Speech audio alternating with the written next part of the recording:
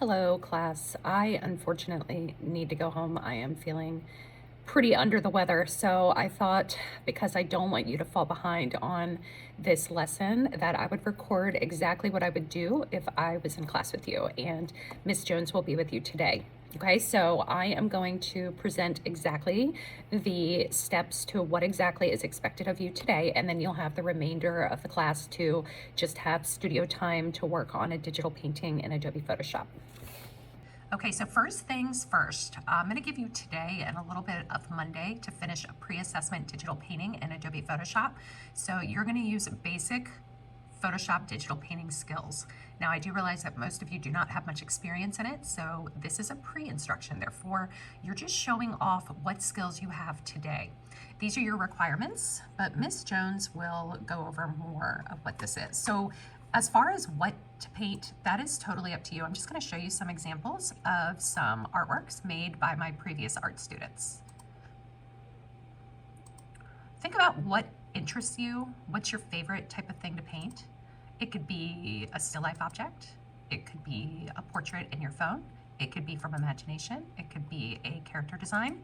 It's totally up to you. Think about the composition, the arrangement and placement of subject matter as you create your painting today. Okay, so hopefully you are inspired. So you're going to create a digital painting in Photoshop and you're going to save your file right away.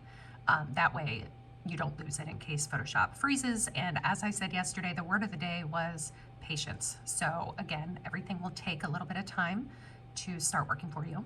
Here are some keyboard commands to keep in mind. Your brackets will increase and decrease the size of the brush. Your zoom in and zoom out is Control plus and Control minus. Your step back in your history is Control Z. Shift Control Z will get you to step forward, and then the letter B on your keyboard will get you to your brush tool. And then Control S will save your work after your initial save. Okay, so we are gonna open up a new document, File, New, and we're just gonna customize. Let me grab the window, it's on my other screen. We're gonna customize this document. Make sure we switch to inches like we did yesterday. We're gonna do either 9 by 12 or 12 by 9. And again, you can switch your orientation here. And remember, your resolution should always be 300. Okay, so here is your workspace. Everything you need is here. Over on the right-hand side, you're gonna see a window called Color, okay? If you do not see this or any window that you want, you go to Window, Color, or hit F6 on your keyboard. And what's great about this is it's gonna give you the color spectrum, the entire spectrum of colors, and every value of every color that you could ever want will be found right here. Again, if you do not see it, you go to Window, Color. I like to drag it away. More than likely, it'll be attached over here to the right, but you can click on the area that says the word color and drag it on to the canvas. Over on the left-hand side, you're gonna see your toolbar, and there is a way to double-decker the toolbar so that you now have 2 rows, which is my preference. So I'm gonna keep it like this. Again, these 2 arrows next to the X will allow you to do so. And you're gonna choose the brush tool, okay? That is gonna be the 5th tool on the left, or you can hit the letter B on your keyboard. Okay, next up, let's talk about types of brushes. Now, next week, I'm gonna go over how to download and have way more brushes to choose from.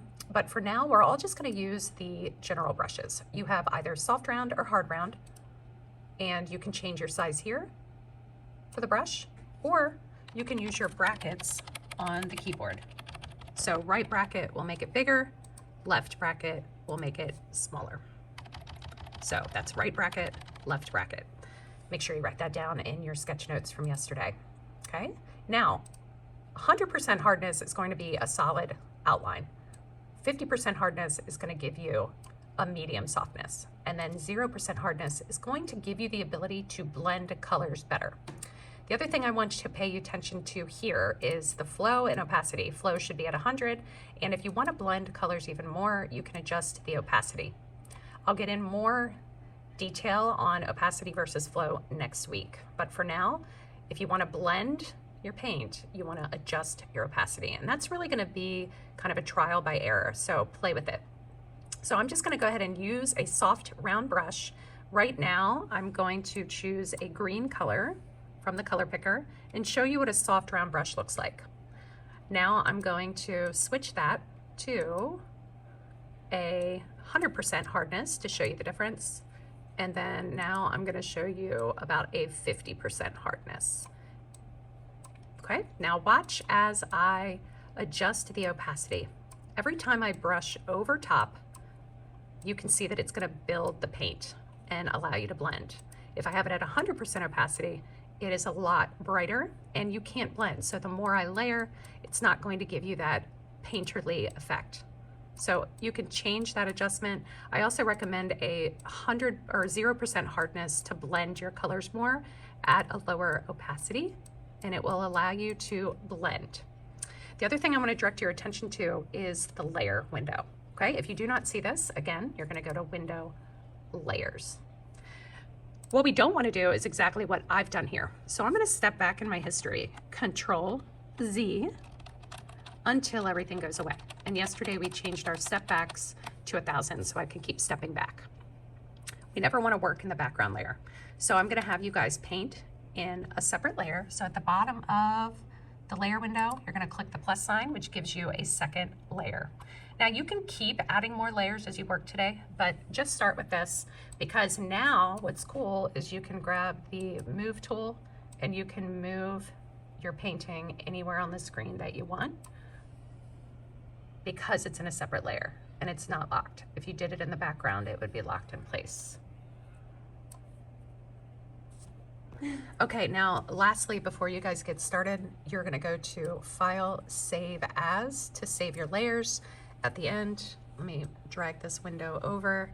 And like I mentioned yesterday, you're gonna save it in two places, better safe than sorry. You can save to the cloud, or you can save it to your computer, and I recommend downloads. Trying to think if I've missed anything here. Okay, so the next step is going to be for you to figure out, number one, what it is that you're gonna paint. Number two, open up your new document. Remember, the size requirement is 9 by 12 inches, 300 resolution with a white background. And then use all of the information that I just shared with you to create a digital painting of anything you want. And you're not being graded on your skill set. You're just showing me what your skill set is. Even if it's very minimal, that's okay, because we've got 3 weeks to learn more.